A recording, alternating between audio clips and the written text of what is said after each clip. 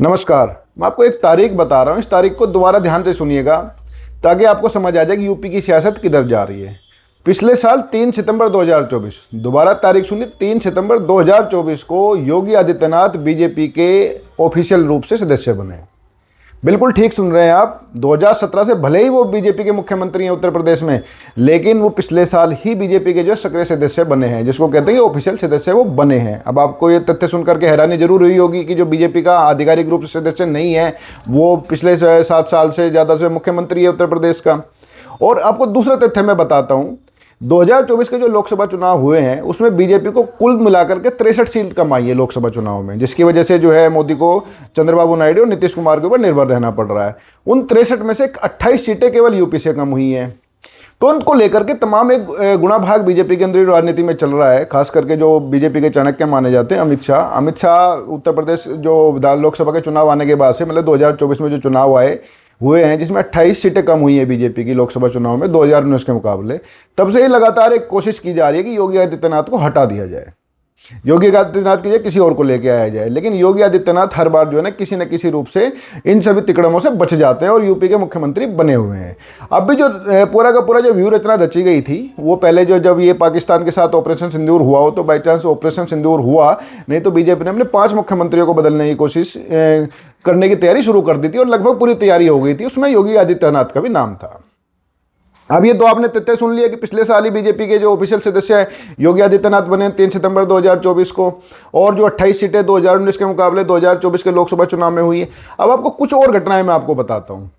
ये यूपी के बाराबंकी, गाजीपुर और मिर्जापुर में एबीवीपी के छात्रों की, बीजेपी के नेताओं की और कार्यकर्ताओं की पुलिस ने जमकर पिटाई करी। एक तो पिटाई सामान्य होती है, एक होती है मतलब रुई की तरह ढूंढना। बीजेपी के जो कार्यकर्ताओं को, एबीपी के कार्यकर्ताओं को, और यहाँ तक कि एक जो कार्यकर्ता की तो यूपी पुलिस की पिटाई से मौत भी हो गई। आप सोचिए, सरकार बीजेपी की, उत्तर प्रदेश में सरकार बीजेपी की, और बीजेपी कार्यकर्ताओं का, और बीजेपी का जो सबसे बड़ा छात्र संगठन है एबीवीपी, उनके कार्यकर्ता नेताओं की भी जो है जो फर्जी डिग्री के खिलाफ वो आंदोलन कर रहे थे, वहाँ उनकी पिटाई हुई। उसको लेकर के बीजेपी में जबरदस्त रोष, लगातार मुख्यमंत्री पर दबाव बनाने की कोशिश की जा रही है। इसके अलावा मैं आपको एक और घटना बताता हूँ। पिछले साल और इस साल भी यूपी के लखनऊ के जो है 5 स्टार होटल है, उसमें ठाकुर विधायकों की बैठक बुलाई गई। उसमें न केवल बीजेपी के ठाकुर विधायक थे बल्कि दूसरी पार्टियों के भी ठाकुर विधायक थे। आरोप ये लगे कि ये बैठक योगी आदित्यनाथ के इशारे पे बुलाई गई। हालांकि योगी आदित्यनाथ सार्वजनिक रूप से ना इस बैठक में शामिल हुए, ना उन्होंने इस बैठक को लेकर कोई टिप्पणी की, ना कोई ट्वीट या इत्यादि कुछ भी नहीं किया। लेकिन जो राजनीतिक कयास लगे वो यही लगे कि योगी अपनी जो ठाकुर वाली जो छवि है उसको और मजबूत करने के लिए और ठाकुर लॉबी को मजबूत करने के लिए यूपी में ठाकुर विधायकों को लामबंद कर रहे हैं, भले ही वो बीजेपी के हों या ना हो। और जो बैठक हुई थी जो लखनऊ में, उसमें सभी पार्टियों के जो ठाकुर विधायक है वो आए थे। तो आपको 3 घटनाएं मैंने आपको बताई। इन सब 3 घटनाओं से लेकर के जो है फिर बात, अब चौथी घटना है अखिलेश यादव। अखिलेश यादव लगातार जो मतलब गैर ठाकुर हैं, गैर ब्राह्मण हैं, उनको लामबंद कर रहे हैं, जिनको पीडीए कहते हैं।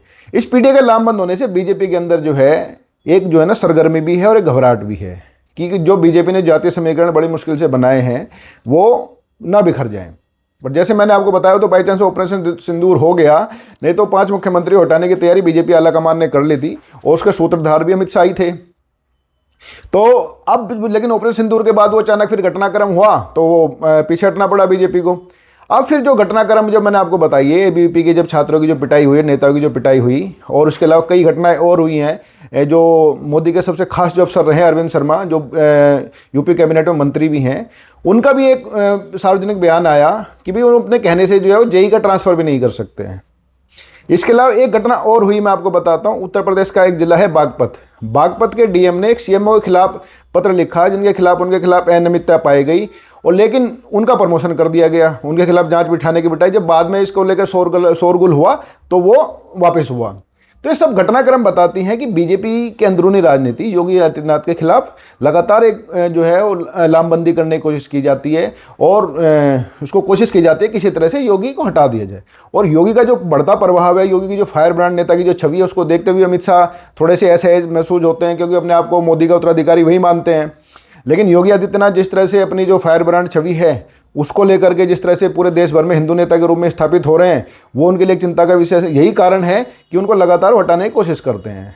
और बीजेपी के जानकार जो मानते हैं, जो बीजेपी के जो रणनीति को समझते हैं, बीजेपी के जो अंदरूनी जानकार हैं, उनका ये मानना है कि उत्तर प्रदेश में जिस तरह से योगी आदित्यनाथ के ऊपर आरोप लग रहे हैं कि ठाकुरवाद को बढ़ावा दे रहे हैं, हालांकि योगी आदित्यनाथ इस चीज़ को नहीं स्वीकार करते हैं, ठाकुरवाद को जो बढ़ावा देने का जो आरोप लग रहा है उससे बीजेपी को डर है या डर दिखाया जा रहा है कि उससे बाकी जातियां बीजेपी से नाराज हो सकती हैं।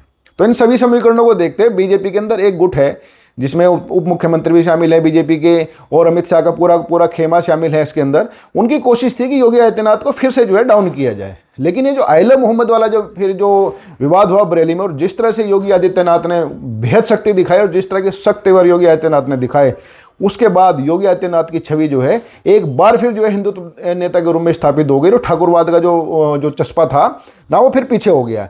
और योगी आदित्यनाथ भी इसको समझते हैं। देखिए योगी आदित्यनाथ के साथ दिक्कत क्या है, देखो योगी आदित्यनाथ व्यक्तिगत रूप से बेहद अच्छे नेता हैं, बेहद जो मजबूत और बेहद दबंग नेता हैं, और उत्तर प्रदेश में माफियाओं के खिलाफ जिस हद तक उन्होंने कार्रवाई की, हिम्मत दिखाई है कार्रवाई करने की, आमतौर पर इतना दिखाते हैं जिस तरह के माफियाओं को उन्होंने मिट्टी में मिलाया, कह के मिट्टी में मिलाया है।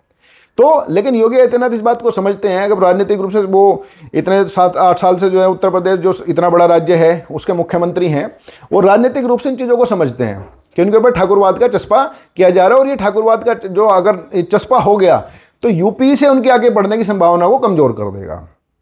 तो जैसे उनको बरेली में मौका मिला, उन्होंने बेहद सख्त तेवर दिखाए, और जिस तरह की भाषा उन्होंने इस्तेमाल की, जिस तरह की चेतावनी उन्होंने दंगाइयों को दी, या जो मुस्लिम जो कट्टरपंथी नेता थे उनको जो जिस तरह की भाषा में उनको जवाब दिया, और जिस तरह की कड़ी भाषा उन्होंने इस्तेमाल की, उससे उनकी छवि फिर से मजबूत हो गई। और बीजेपी के जो उनके विरोधी नेता हैं एक बार फिर पीछे बैकफुट में चले गए, क्योंकि पूरे देश भर में चर्चा है कि देखो किस तरह से दंगाइयों को योगी आदित्यनाथ ने काबू कर दिया बरेली में, और दूसरी जगह भी शक्ति दिखाई। और योगी आदित्यनाथ तो खुलकर कहा मंच से कि जो दंगाई करेगा, जैसे बरेली में पीटे गए हैं ऐसे ही पीटे जाएंगे, और यूपी में अगर लव जिहाद का नाम मिले तो जहन्नुम कट काट देंगे। तो ये जो भाषा है जनता को बड़ी पसंद आती है, और जो जिस तरह से पूरी दुनिया भर माहौल है कट्टरपंथ के खिलाफ, उसका फायदा भी योगी आदित्यनाथ को जरूर मिलता है। अब योगी आदित्यनाथ भी पूरी कोशिश कर रहे हैं कि जो इस पूरा का पूरा जो बरेली वाला जो बवाल हुआ है ये आइला मोहम्मद को लेकर के, इसके जो उन्होंने जो शक्ति दिखाई है दंगाइयों पे, उस दंगाइयों को बरकरार, उस शक्ति को बरकरार रखे, ताकि उनको जो फायर ब्रांड नेता वाली छवि है वो और मजबूत हो, और ये ठाकुर वाला चस्पा, केवल ठाकुर जाति का नेता होने का जो चस्पा है उनके पीछे से हट जाए।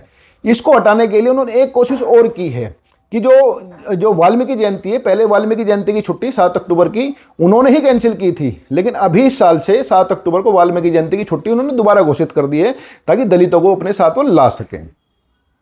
तो कह सकते हैं, पूरे घटनाक्रम को देखते हुए कह सकते हैं कि अमित शाह और दूसरे जो नेता हैं भले ही लाख कोशिश करते रहे, लेकिन मियाओं ने जो गड़बड़ की है, जो बरेली में गड़बड़ की है, उससे योगी आदित्यनाथ की कुर्सी के आसपास जो खतरा फिर मंडराने लगा था, पूरी कोशिश कर रहे थे, जिसमें केशव प्रसाद मौर्य और दूसरे नेता भी शामिल है। सबसे बड़े तो उसमें उसके पूरे सूत्रधार जो है 2024 का जो लोकसभा नतीजे आने के बाद, जिसमें 28 सीटें बीजेपी की कम हुई हैं, सूत्रधार तो उसके अमित शाह हैं सारे। तो अमित शाह के इशारे पर जो दूसरे केशव प्रसाद मौर्य तय जो दूसरे नेता पूरी एक व्यूह रचना रच रहे थे कि किसी तरह से जो है ठाकुरवाद का चस्पा लगा करके योगी आदित्यनाथ को कुर्सी से हटा दिया जाए।